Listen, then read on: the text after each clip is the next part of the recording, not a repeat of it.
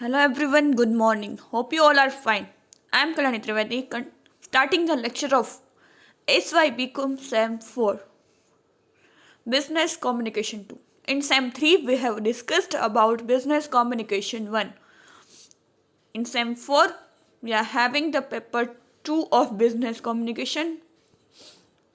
The syllabus is all about Gujarati medium અને English medium બંનેને બીસીનું paper એટલે કે બિઝનેસ કોમ્યુનિકેશનનું પેપર ઇંગ્લિશમાં જ હશે. As I have already told in sem 3, sem 4માં પણ બધાને ગુજરાતી મીડિયમમાં હોય કે ઇંગ્લિશ મીડિયમમાં બીસી અને ઇંગ્લિશ બંને પેપર ઇંગ્લિશમાં હશે. ઇંગ્લિશનું તો હોય જ છે, બિઝનેસ કોમ્યુનિકેશનનું પેપર પણ બધાને ફરજિયાત ઇંગ્લિશમાં હશે. સિલેબસ શું છે બિઝનેસ કોમ્યુનિકેશનનો? SYBCom સેમ 4નો પહેલો લેક્ચર બિઝનેસ કોમ્યુનિકેશનનો. માં બિઝનેસ કોમ્યુનિકેશન 1 હતું, આમાં બિઝનેસ કોમ્યુનિકેશન 2 છે. સિલેબસમાં 7 યુનિટ્સ છે. યુનિટ્સ 1 ઇફેક્ટિવ પ્રેઝન્ટેશન ઓર સ્પીચ. ઇફેક્ટિવ પ્રેઝન્ટેશન, આપણે કોઈ પ્રેઝન્ટેશન આપીએ તો કઈ રીતે ઇફેક્ટિવલી સારી રીતે આપી શકાય, કે કોઈ સ્પીચ આપવાની હોય તો how we can do good, સારી રીતે આપણી જે બોલીએ છીએ એની અસર સામેવાળી ઓડિયન્સ પર પાડી શકીએ. તો એમાં કઈ ક્વોલિટીઝ, કઈ વસ્તુઓ ઇમ્પોર્ટન્ટ છે, કઈ થિંગ્સ ઇમ્પોર્ટન્ટ છે, તો એના માટેનું આખું આ લેસન્સ છે. એનો પહેલો પોઈન્ટ છે qualities of good presentation. Good presentation માટેની ક્વોલિટીઝ કઈ હોવી જોઈએ? Audio video tools for presentation. તમે કયા કયા ટૂલ્સ યુઝ કરો છો પ્રેઝન્ટેશન માટે? લેપટોપથી કરો છો, પ્રોજેક્ટર યુઝ કરો છો, વ્હાઇટ બોર્ડ છે, એના સિવાયની સુવિધાઓ ટૂલ્સ તમારા પાસે કયા બધા છે? ઓડિયો વિડીયો જે ટૂલ્સ તમે યુઝ કરો છો કયા યુઝ થઈ શકે છે અને કયા બેટર છે એની આખી વાત. Third point, advantages of audio visual aids in presentation.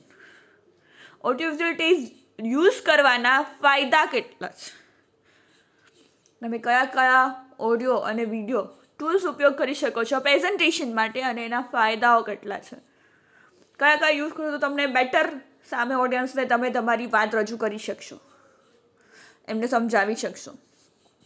તો એની વાત છે. 4 point is qualities of good speech in presentation. Good speech, not only the tools are important but what you are speaking. તમારી speech પણ એટલી જ important છે જે તમે બોલો છો.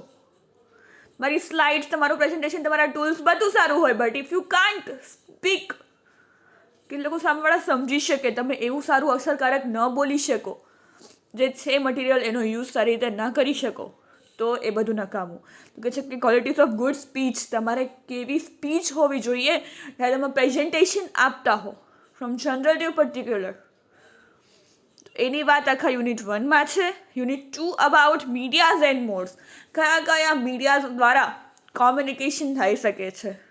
આપણે BC 1માં બિઝનેસ કોમ્યુનિકેશન 1માં જોયેલું કે ટાઈપ્સ ઓફ કોમ્યુનિકેશન, કોમ્યુનિકેશન શું છે, એની પ્રોસેસ શું છે, એના બેઝિક એલિમેન્ટ્સ કયા છે, oral, return, verbal, non verbal, કેટલા પ્રકારના કોમ્યુનિકેશન છે. તો હવે કોમ્યુનિકેશન કેના દ્વારા થઈ શકે છે, એના માધ્યમો અને કયા કયા અવેલેબલ છે. તો કે છે સેલફોન આપણી પાસે છે, બધા પાસે મોબાઈલ, ઈમેલ દ્વારા પણ કનેક્શન થાય છે, અને વિડીયો કોન્ફરન્સિંગ. આ 3 મેઇન મીડિયા છે કે જે ઇમ્પોર્ટન્ટ થિંગ્સ કે જેના દ્વારા કોમ્યુનિકેશન થઈ શકે છે ઝડપી અને સરળતાથી. Unit 3 is all about job interview.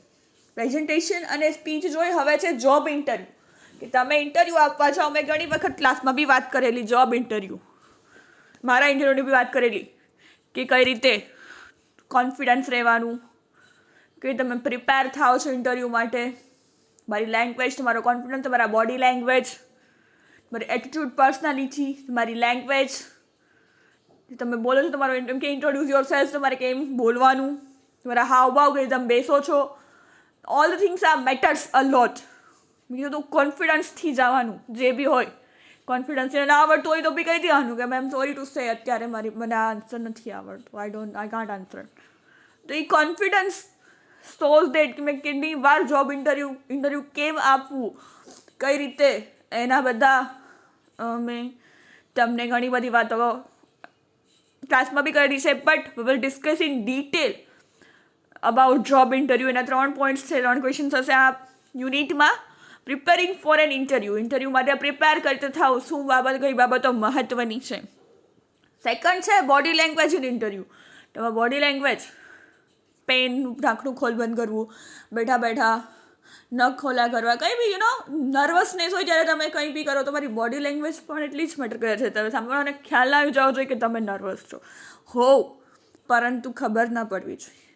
Attitude and personality, તમારો એટીટ્યૂડ, તમારી પર્સનાલિટી એ પણ સામેવાળો જ્યારે જે સામે ઇન્ટરવ્યૂ લેતા હોય છે એ વ્યક્તિ, સામેવાળી વ્યક્તિ તમારું બધું ઓબ્ઝર્વ કરે. જ્યારે તમે એન્ટર થાવ છો મે આઈ કમ ઇનથી માંડીને બધા તમારા હાવભાવ, તમારા એક્સપ્રેશન, તમારું એટીટ્યૂડ એમાં દેખાય છે, તમારા બિહેવિયરમાં કે may I come in, may I sit, thank you, good morning ma'am, good morning sir, myself Kalyani Dave, જે બી તમારું ઇન્ટ્રોડક્શન હોય તમે આપો છો ત્યારે તમારા એ બિહેવિયરમાં, તમારી બોડી લેંગ્વેજમાં, તમારી સ્પીચમાં મારી પર્સનાલિટી અને એટીટ્યૂડ દેખાય છે. તો એ પણ કેવા હોવા જોઈએ તો એ આપણે આ લેસન થ્રુ આપણે જાણીશું, શીખીશું.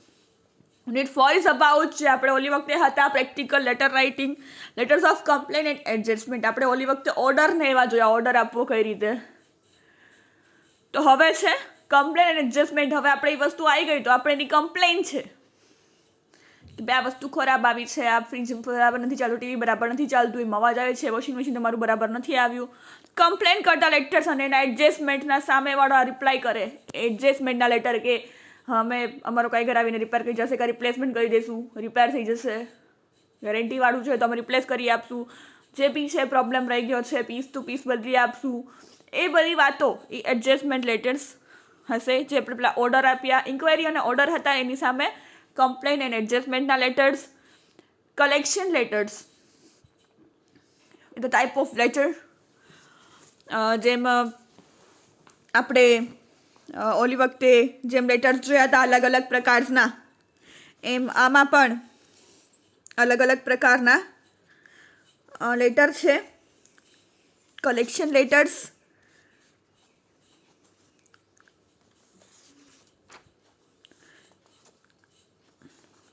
જેમ કમ્પ્લેન અને એડજસ્ટમેન્ટના હતા એમ collection letters is all about reminder. જ્યારે પેમેન્ટ કલેક્ટ કરવાનું હોય, કલેક્શન, અને સામેવાળી પાર્ટી પેમેન્ટ દેતા ભૂલી ગઈ હોય તો આપણે એને રિમાઇન્ડર આપીએ. એમ રિમાઇન્ડર 1 2 3 4 5 6, છેલ્લું રિમાઇન્ડર લીગલ એક્શનવાળું કે હવે તમે પૈસા નહીં મોકલાવો. પહેલાં આપણે નોર્મલી કે દસ તમારા ધ્યાનમાં નહીં રહ્યું હોય કે તમે પેમેન્ટ કરતાં ભૂલી ગયા છો તો બિલની ઝેરોક્સ મોકલું છું, તમે તમારા ધ્યાનમાં રહી ગયું છે કે ચેક બાઉન્સ થયો હશે, ખબર નહીં, ચેક તમે મોકલતા ભૂલી ગયા છો, પછી હવે તમારે મહિના દિવસમાં પેમેન્ટ મોકલાવવું પડશે, બાકી અમે હવેનો સામાન નહીં મોકલીએ, તમને આટલા દિવસ આપીએ છીએ, બાકી અમે લીગલ એક્શન લેશું ને પછી લીગલ એક્શન લેવી, એને કલેક્શન લેટર્સ કહેવામાં આવે છે. પછી છે સેલ્સ લેટર્સ, અલગ અલગ પ્રકારના. અને યુનિટ 7 આમાં એડ થાય છે, જે આપણે લેટર્સ સિવાયનું છે, that is individual report writing. Report writing business અને કોમર્સમાં કઈ રીતે કરવા, અને ઇન્ડિવિજ્યુઅલ રિપોર્ટ રાઇટિંગ, જે ઇન્ડિવિજ્યુઅલ રિપોર્ટ્સ હોય છે જે બિઝનેસ અને કંપનીમાં જ હોય છે, કે કઈ કઈ પ્રકારના ઇન્ડિવિજ્યુઅલ, કોઈ કંપનીનું જ માણસ વિધિન અ ઓર્ગેનાઇઝેશન, કંપનીમાં ને કંપનીમાં ઇન્ડિવિજ્યુઅલ રિપોર્ટ લખવાનો આવે છે. એ કઈ પ્રકારનો હોય છે, કેમ લખાય છે, ઇન્ડિવિજ્યુઅલ રિપોર્ટ એટલે શું, that will discuss in this unit. 7 યુનિટનું આપણું business communication 2 semester 4, SYBCom sem 4 business communication 2, નો syllabus. Unit 1 presentation, unit 2 media and modes, unit 3 job interview, practical letter writing, complain અને adjustment, collection letters, sales letters અને individual report writing. This all about syllabus of business communication. SYBCom SEM 4 ના students માટેનો પહેલો lecture, what is the syllabus of business communication 2. અને આપણે હવે next લેક્ચરમાં will continue in the next lecture. Thank you for listening. Have a nice day.